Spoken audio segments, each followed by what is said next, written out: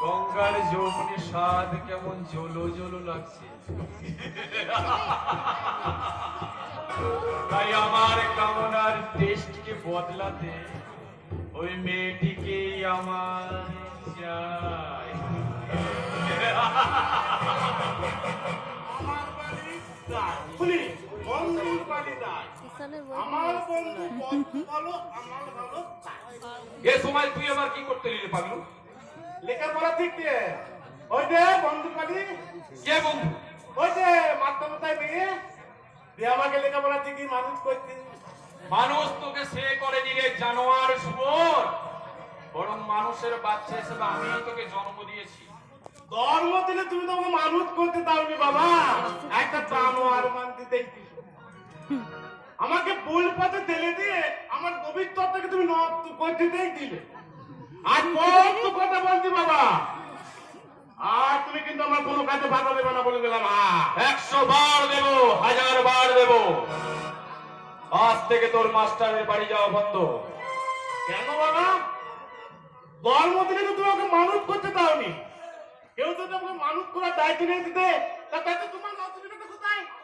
মানুষ করার দায়িত্ব তোকে নেয় রে জানোয়ার শুয়োর, বরং মাস্টারের মেয়ে তোকে চাকর বানিয়ে খাটাচ্ছে আমার মান সম্মানটাকে মাটিতে মেশানোর জন্য। সেটা তোর জ্ঞান আছে?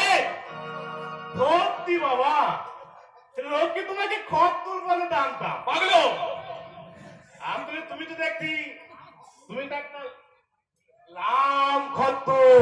পাগলো, খত্তরের দিনে খত্তর হলেও আমার জীবনটাকে কিন্তু এভাবে নষ্ট করতে দেবো না বাবা। একটা সত্যিকার মানুষ হতে আমি ওই মানুষের কাজই করলাম না,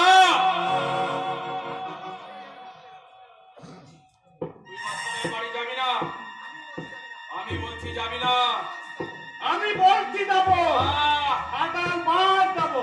তবে রে হারামজাদা, মেরে শেষ করে দেবো তোর নোংরা, আমি ঘুচিয়ে দেবো, আমি তোকে শেষ করে দেবো।